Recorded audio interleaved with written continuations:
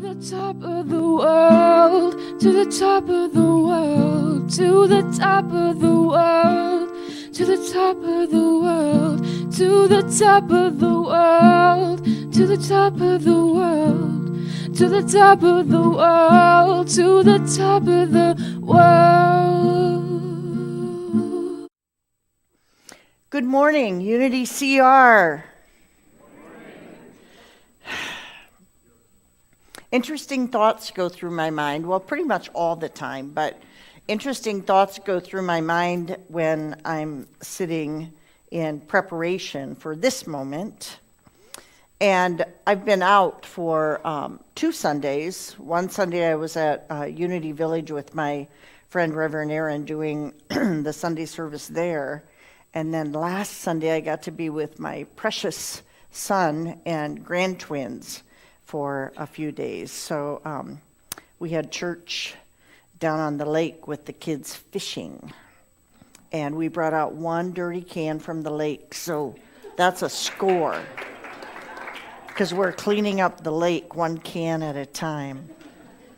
But the real thought that was going through my mind is the privilege. What a privilege it is that we can gather here.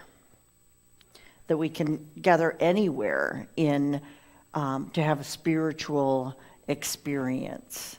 And what a privilege it is that I am chosen from week to week to be the person who gets to impart a message. And always my prayer has been, since I started ministerial school just a couple of years ago, my prayer always has been, I am the vessel to awaken, enlighten, and inspire. And so when people make comments to me about what they heard in the lesson or how that touched them, I usually say, and I always think, that is my prayer, that we have this opportunity to gather together in support of one another, in companionship on this spiritual journey, which, can sometimes appear to be full of potholes and speed bumps and ditches, and then sometimes it's just this beautiful, lush, green pathway.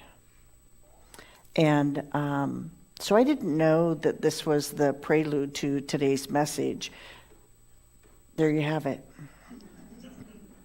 What I thought we were going to talk about today is one of our 12 divine faculties. We've been touching on these kind of off and on throughout this year. And the first Sunday of every month, our friend Paula Land hosts a discussion group in Sacred Grounds and Books, and it's called Half Hour of Power. So what we're talking about is 12 divine faculties, of which Unity co-founder Charles Filmore was the first to teach and write about. And these 12 divine faculties are called our 12 powers, our 12 spiritual gifts, our 12 faculties. Am I missing any other? All kinds of things. And the thing about these 12 powers is they are innate in all of humankind. We all stepped through the veil into our little skin suits with these 12 powers intact.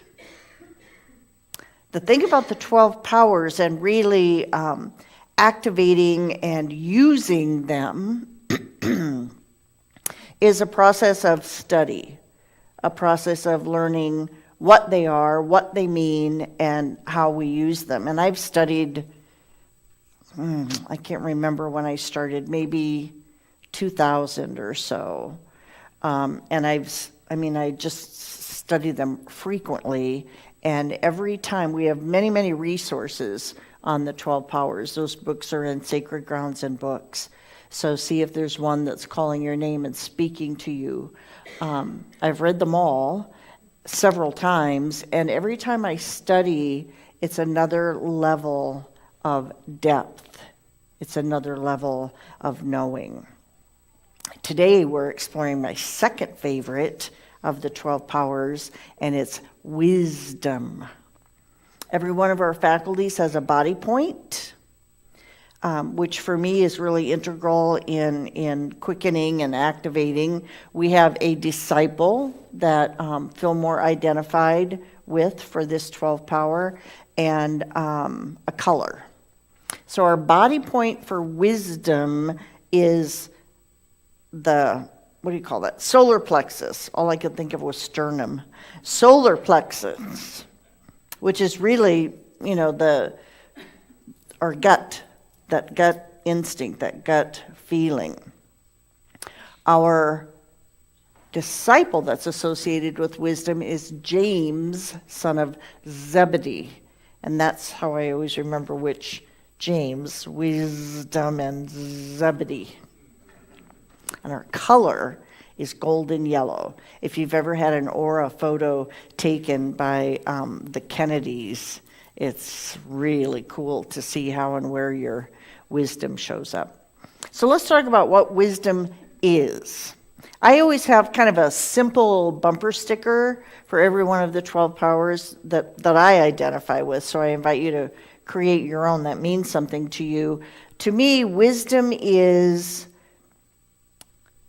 the truth that I know, that I know, that I know. No doubt, no question. I know that I know that I know. And I know when it is divine wisdom activated. Of course, that comes with study and with practice. If we're starting to lift weights, personally, I never started with a 50-pound weight. I started with, I think in our SoloFlex, our littlest one was maybe 2 pounds. So I build up the reps with 2 pounds, and then 5, and then 10. So we develop this divine power in much the same way. The more official definition of wisdom is this: it's our ability to discern, to evaluate, and to make decisions.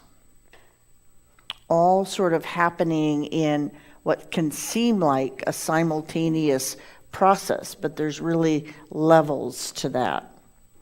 And in his book, Your 12 Gifts from God, which I might add is one of the more user-friendly titles that we have in there. It's written by William Warch.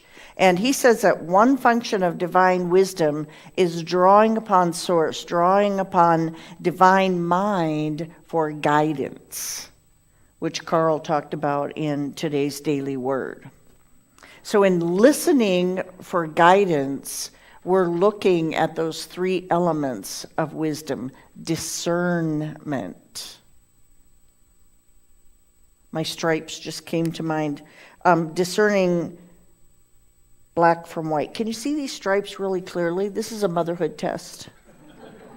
If you're the mother of, say, an infant to a 2-year-old, the stripes might not be so clear. They might be a little wavy. If you're the parent of, say, a 12 to 18-year-old, the stripes might really be out of whack.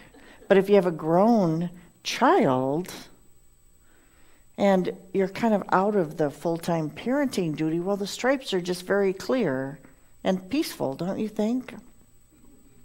So discernment, discerning what is my real yes, what is my real no. And when we are seeking that guidance, we're also looking for evaluating options, evaluating possibilities. Now, I have one friend who, I watch her, she gets to the evaluation stage and goes around and around and around and around and around and around and around the block. It takes a lot of work. Discernment, evaluation, and then finally making a decision, coming to that clear yes and that clear no. So here's how wisdom comes into play, and here's how we develop it. As human beings existing in our skin suits in this relative realm, my picture or my theory of it is that we sit in the heart, in the envelope, in the midst of Godland, of spirit world, of what is known in Unity metaphysics as the absolute realm. But this relative realm where we have shape and form, things we can hear, see, smell, and touch, we're not able to comprehend from this human condition all that is. The way it works is we're able to grasp according to our current level of consciousness, our current level of awareness.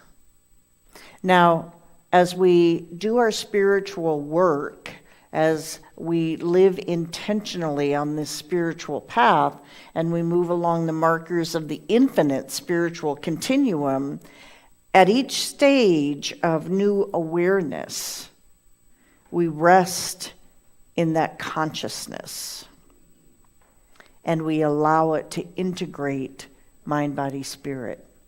A recent reference to that might be the tomb time. Remember, we talked about we've made it through a crucifixion, we've made it through a huge transformation, and it's important that we allow that integration. So along the way of moving along this spiritual continuum, we may have reached what we think are conclusions, right? What we know, Ruth. Conclusions, like I know that I know for sure that. And those of us who have studied the Filmore's writings are familiar with the axiom, I reserve the right to change my mind. That sound familiar to anyone?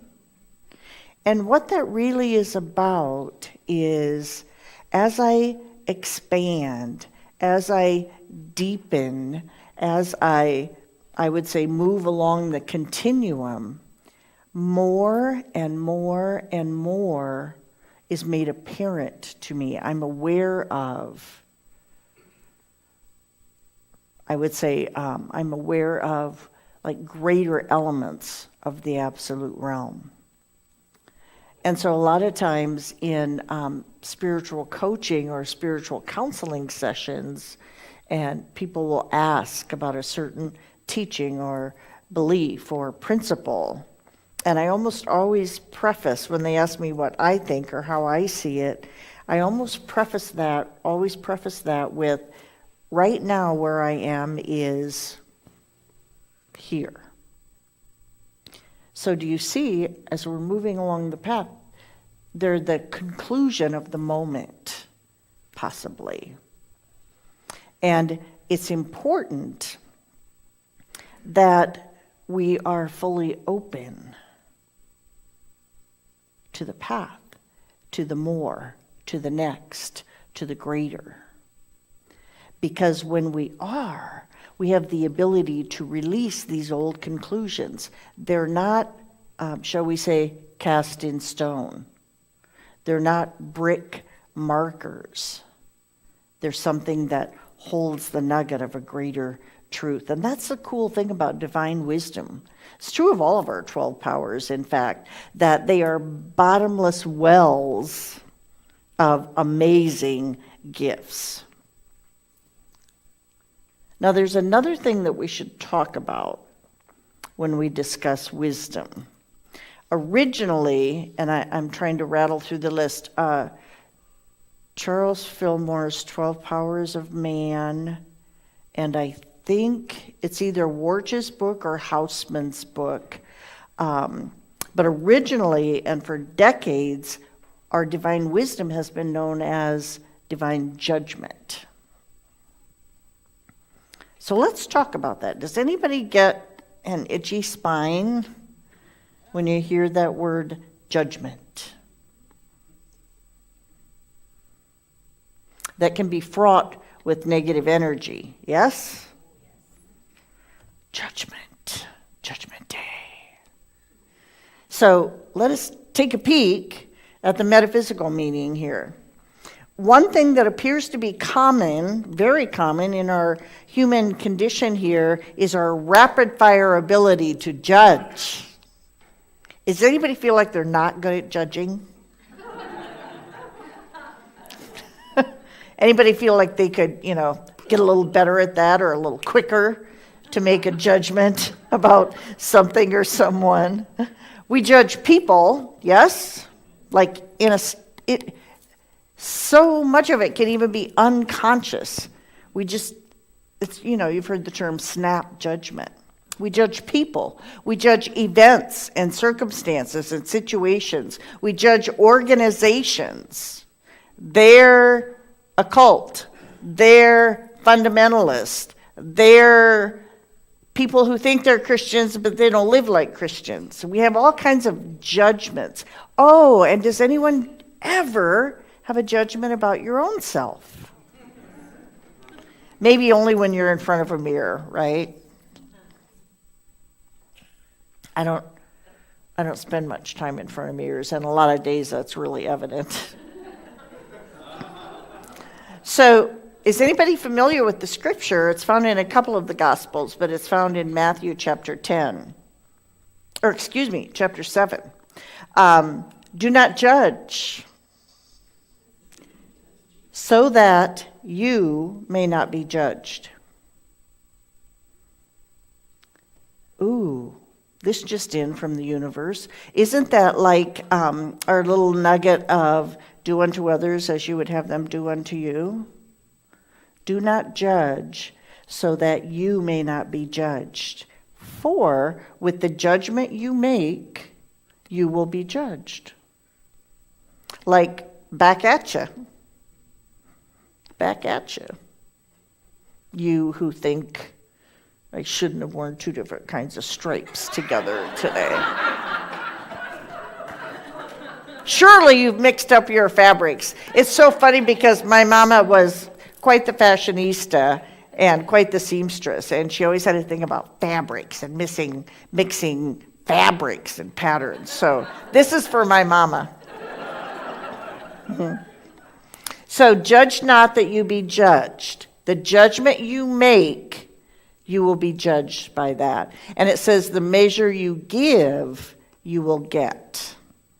So it truly is that law of circulation, that what we're putting out there in thought, what we're putting out there in judgment of our fellow human beings who are doing their very best to just stumble along the trail and hope that we're upright most days. So it behooves us, my fellow spiritual travelers, to be mindful, to be aware of when and how we judge. Have you ever thought about if we have a harsh judgment about some qualities that we're seeing in someone? Has anyone ever asked if it's possible that we have and present and exhibit those same qualities that we're judging in another? And one of the writers about the 12 powers, this power of wisdom and judgment, talked about, it's also possible that when we are judging others for a certain trait or characteristic or quality, that we are shaming ourselves for, again, having or exhibiting that same quality. When we're in this level of adjustment, we are in judgment without love. And still it's useful because it's a part of our progression along the spiritual continuum, but particularly the wisdom judgment continuum. Because when we can honestly admit to ourselves that our trigger is up, I've had a lot of training on this with my spiritual mentor.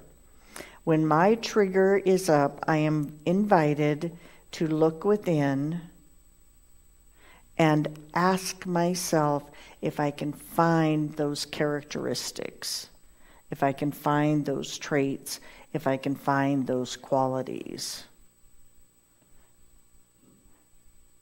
And to just gently ask that question, can I find that same thing that I'm judging someone about? Or if I have a criticism from someone, my first response years ago was, best defense is an offense.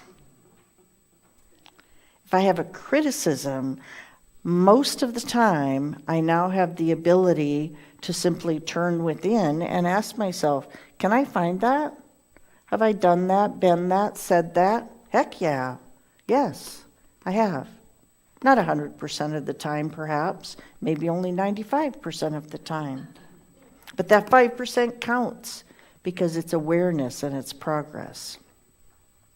So we've made a giant step forward when we can use our ability to judge, turn that within, and ask these questions.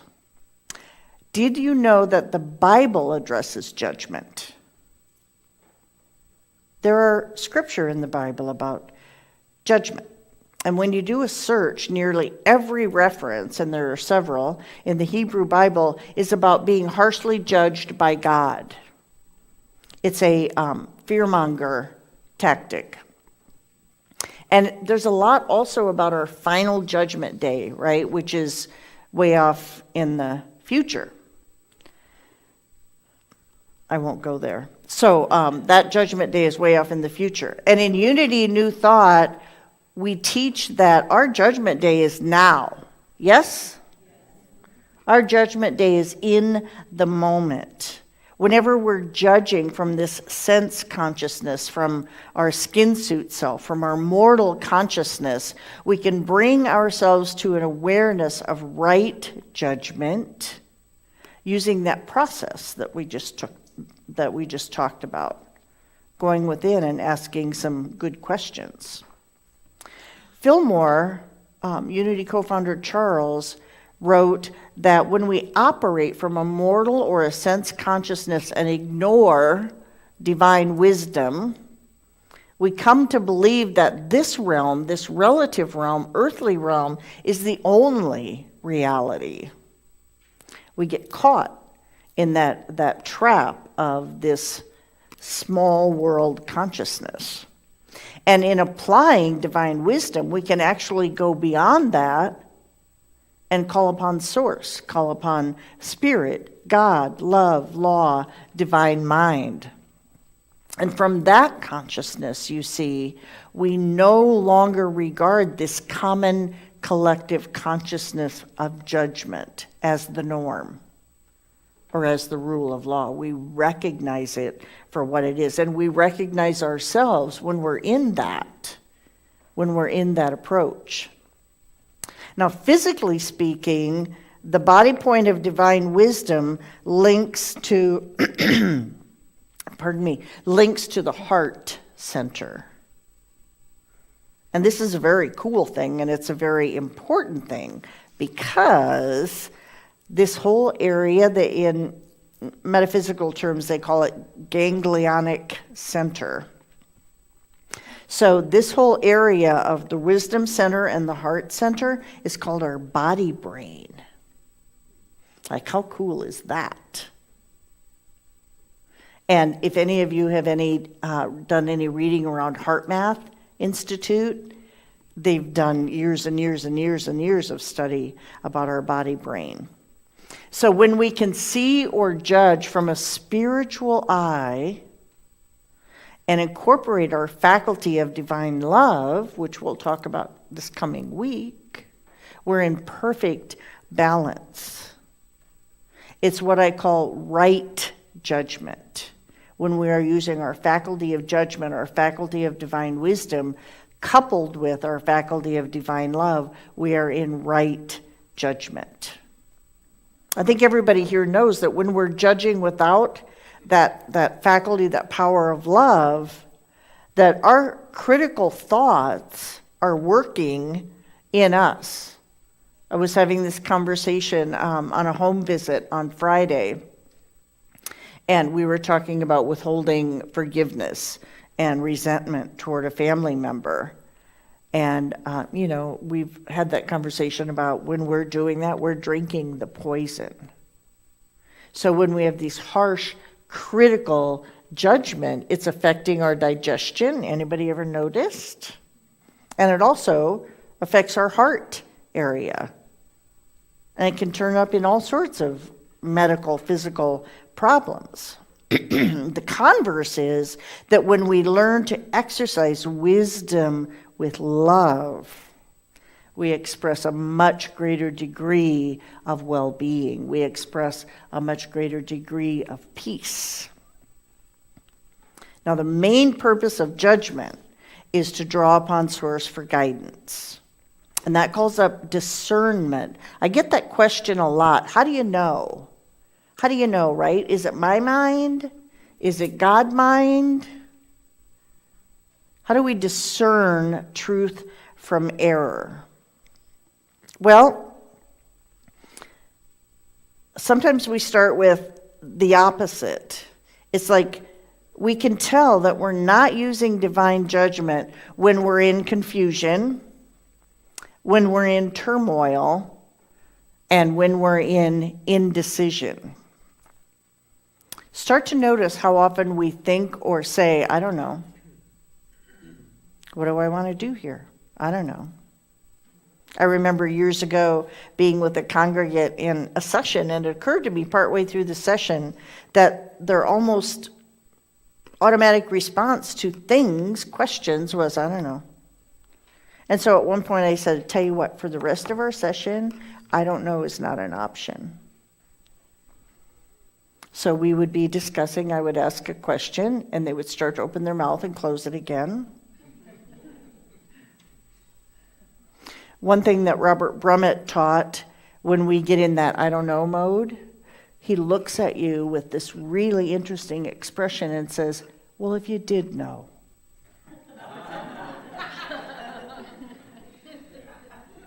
Which I use quite a bit when I get in the I don't know. That's silly. We have divine wisdom. Of course we know. We know that we know that we know. But it's exercising the faculty, and it's wading through the turmoil and the indecision and not doing laps around the evaluation point, kids. We evaluate and move on to decision making. And another tip that my Reverend Aaron taught me several years ago was, well, let's try it on when we're making a decision about, a trip or conference or whatever. And we'll go, let's try it on. I'm going to fly to San Antonio from Cedar Rapids, which costs this much money. And I try that on. Like, how's that feel? How's that feel? Try on the decision as a yes. I'm going to fly to Kansas or to San Antonio from Kansas City for only this many dollars. Try that on. How does that feel? That feels like a smart decision because we just saved $150. So try it on. Try on the I'm doing this or I'm doing this. And this activating this divine wisdom, of course, and I think Carl, you said it when you were reading the daily word, we have to still ourselves to that. Because it's kind of easy to get caught up at this level, isn't it? At the my favorite time to get caught in that is between, like, say, 11 p.m. and maybe 3 or 4 a.m. That's my favorite of doing the buzz laps, I call it.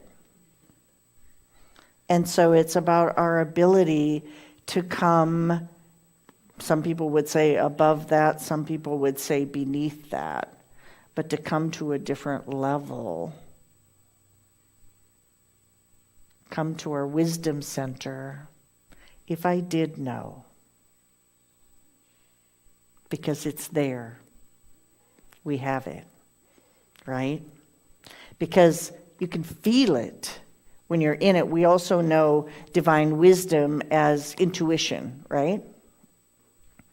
Which Charles Filmore writes in a very sexist way that women have really strong intuition. Carl, do you have really strong intuition? I feel like you do. Nina, does Carl have strong intuition? Yeah. See? Own it. Must be the female. Yeah. There you go. Let us make them in our image, male and female. He made them. Yes. So we know that it hums when we're on target. And the Webster's definition of intuition is interesting. The power of attaining direct knowledge or cognition without rational thought or interference. Do not let the buzz static interfere with our intuition. It's like a GPS guiding us to the next step. And it tells us when we're off in the ditch, yes? It tells us when we're stuck in a pothole. Now, many of us, myself included, were groomed to rely on the intellect, solely on the intellect. And I had many classmates in the ministerial program who said repeatedly, we need to get out of our heads and into our hearts. And the thought that kept coming to me was, well, why do we get both? Again, it's that perfect balance of the wisdom center and the love center. I don't see it as an either or. I see it as a connection. Jesus constantly talked about calling us higher from this sense consciousness, from this mortal thought. He's the guy who wrote that stuff about judge not that ye be judged. And he called us higher, asking us to lift up our thought to divine wisdom. Here's a cool closing quote from Filmore. The nearer one comes to the absolute or cause side, he's talking about God, love, life, law, principle. The nearer one comes to the absolute or cause side of existence, the greater is one's understanding that wisdom and order rule. Would you like to hear that again? The nearer one comes to the absolute or cause side of existence, the greater is one's understanding that wisdom and order rule.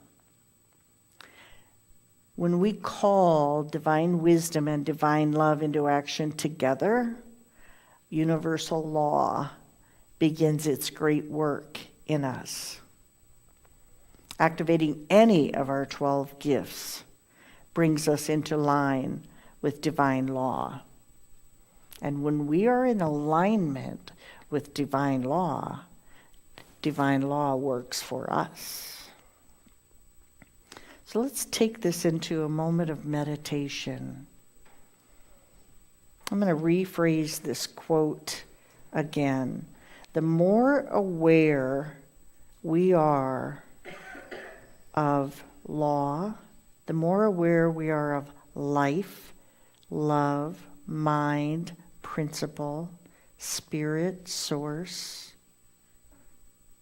the more we are aware, the greater is our understanding that wisdom and order, mind, idea, expression, we fully understand that they work in us, through us, and as us.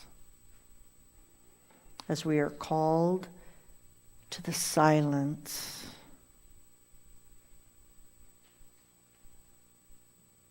be still and know that I am God. Be still and know.